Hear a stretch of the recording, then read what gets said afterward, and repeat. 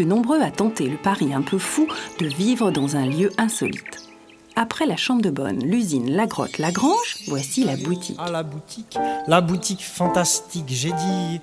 Très tendance pour des habitants qu'on appelle bourgeois bohèmes en quête d'habitat à la fois original, personnalisable, à coût raisonnable.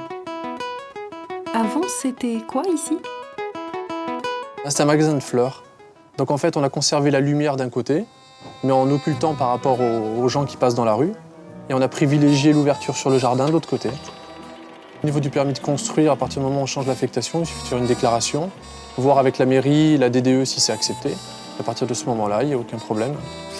Il y avait une vitrine et on a récupéré quelques mètres carrés pour que ça soit avancé, pour ne plus avoir ce recul parce que les gens pouvaient accéder à l'intérieur.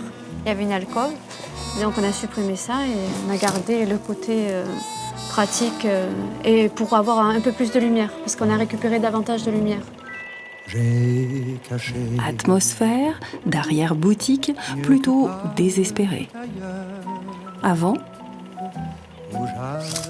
après, plus qu'édifiant, vous en conviendrez. Une petite fleur. Côté déco, pour transformer, habiller ce long boyau en nid douillet pour la famille, Stéphanie et Florent ont réalisé une jolie mise en scène. Ils ont eux-mêmes peint les murs, les sols, les meubles avec des couleurs, se sont improvisés bricoleurs, osant les choses les plus folles, bravant les conventions avec passion et improvisation. Je n'ai jamais fait de bricolage. J'ai aidé un petit peu mon père, mais presque rien. Ah non, je ne savais pas comment on faisait l'électricité, la peinture, la plomberie. Donc il y a des magasins spécialisés qui sont très bien, on vous explique tout. Donc aujourd'hui, on arrive à tout faire, la preuve. Je travaille à la boutique fantastique. On a détourné les matériaux en fait. Voilà. On a utilisé des peintures de soubassement extérieur pour faire des peintures à l'intérieur.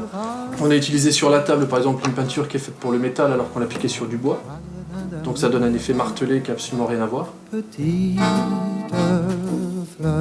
Et après on a décidé de changer la couleur des murs qui étaient blancs à l'origine pour donner de la profondeur au meuble. Parce qu'en fait il faut donner du relief, comme dans un magasin. C'est vrai qu'on se croirait dans une boutique, avec tous ces objets, dans tous ces buffets, vaches, pierrots, plaques émaillées. On a envie de tout acheter, sauf que rien n'est à vendre. Stéphanie veut tout garder. J'aime bien collectionner les boîtes de publicité. J'aime bien la couleur. Eh bien moi ça ne m'étonne plus du tout car j'ai compris pourquoi le client sourit. C'est qu'il ne peut faire autrement devant tant de grandeur. Je me fais une ambiance, je m'amuse avec les objets, les formes. À l'étage, la réserve, forcément. Une ambiance moins encombrée, plus feutrée.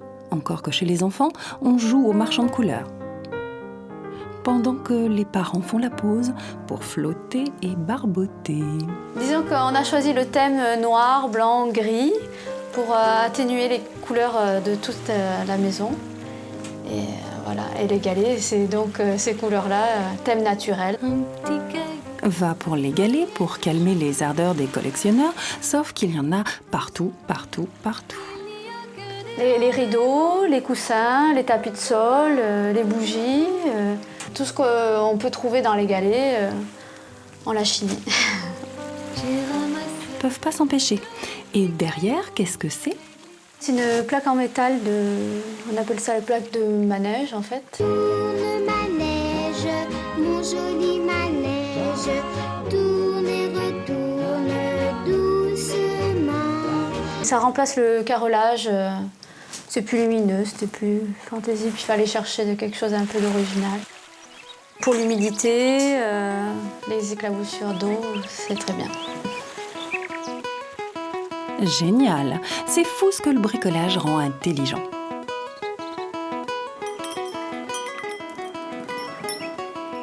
Ça nous a permis d'apprendre énormément de choses et surtout d'utiliser, de mettre en valeur tout ce qu'on avait déjà acheté avant. Mais est-ce qu'on vit vraiment dans une boutique comme dans une vraie maison ? Oui, sauf qu'il n'y a pas de tiroir caisse qui se remplit en fin de journée, mais sinon c'est exactement la T'arrêtes même de parler chose. d'argent ? Faut pas parler d'argent.